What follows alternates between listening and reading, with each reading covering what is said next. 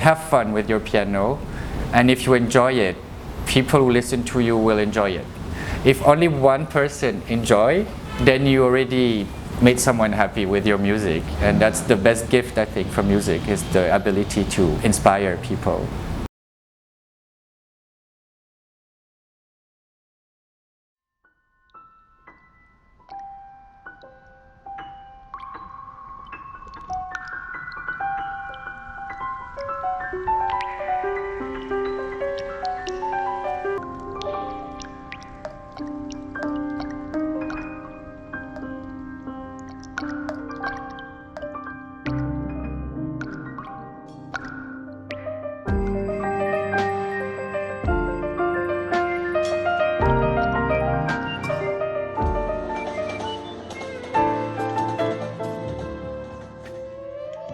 My name is Jonas Dept. I've been living in Thailand for about 13 years now. I first arrived in Chiang Mai in 2007, but before that, so my life in Belgium, very early I started piano, actually by a lucky accident. An uncle of mine was moving away from his house and he dumped his old piano in my living room. I was 6-year-old. I was lucky to have a neighbor that plays some piano and they teach me a few songs at the beginning. So I was 6 or 7. And then when the neighbor had taught me all the songs he said to my mother, maybe I should find a teacher to learn more songs. And that's how I started. I was a little bit lazy as a young kid, but around maybe 12, 13, I changed to another piano teacher, which was much more inspiring, very demanding. And so from that time on, I started taking it quite seriously. And I practiced a lot more after that. So I spent every weekend at my teacher's house and he opened the world for me. Literature, history, teach me many things. But of course, piano is the main subject that I learned with him. From his teaching, I learned how to create a happening or a special moment with the song and with the audience. And that's a very different feeling. And I love to be on the stage since I learned with him, because you do little concerts every year with the parents, the other students. So after 7 stressful years of learning piano at the conservatory, I also did training in orchestra conducting and composition for music. But piano was the one that I spent the most time to finish. And after that, my lover at that time from Belgium is moving to Thailand for teaching English in Chiang Mai.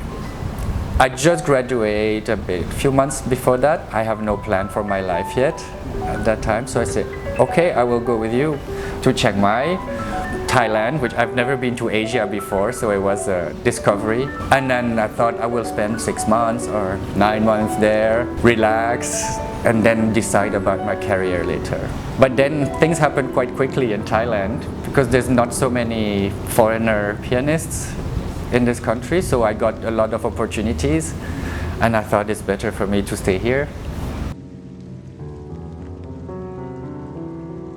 Actually, the reason I started to play with the Ballet Academy is also an accident, a lucky accident again. So I was in Chiang Mai, my first year, and I was teaching piano, as I said before, for little kids in a small school. And about 9 months that I was already there, someone called me on my cell phone and said, "Hello, my name is Mom Lawang Priyapan from the Chiang Mai Ballet Academy. I would like to ask you if you can play piano for our dancers because we don't have a pianist right now." And I said, "Oh my God, no, I don't know how to do that. I don't know the ballet music, I don't know dancing, I don't know ballet." And she said, "Please, please, please try because we cannot do examination if we don't have the pianist." So she insisted and I said, "Okay, I will try." So I have to learn a lot of music, 200 songs maybe for that one because it's only 2 grades of dance, and it went well. And so she asked me if I can do it again every year. It's very different. So what I learned at the conservatory mostly is solo, because my major is solo piano performance. So when I have to learn for ballet, it's very different because solo is just me in my bubble and I share the sound outside.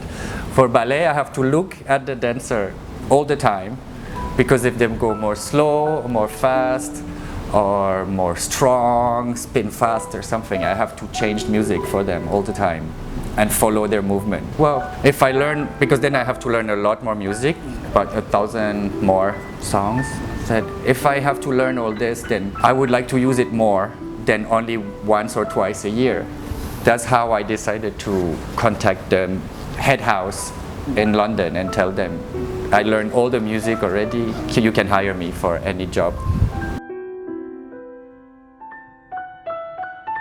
One thing that I find is that sometimes a piano concert is a bit serious and intimidating, and I don't want it to be like that. So that's one challenge I've had. Sometimes organizers or producers have one vision, and then the artist or the musician have a different vision, and we have to find a compromise about that. But for me, it's very important that people who come feel relaxed, feel happy, don't feel pressured to behave a certain way. I like it to be comfortable and a good experience. Another struggle sometimes is when you have to play something you don't really like. That's happened sometimes. And I think always you can find a way to make it interesting. You can play it with a little joke inside, or you can change some harmonies to make it a bit your taste. I'm not afraid to change music a little bit. Like a piece of art, you can like place it different ways, change the lighting, but it's still the same art, but it will look differently.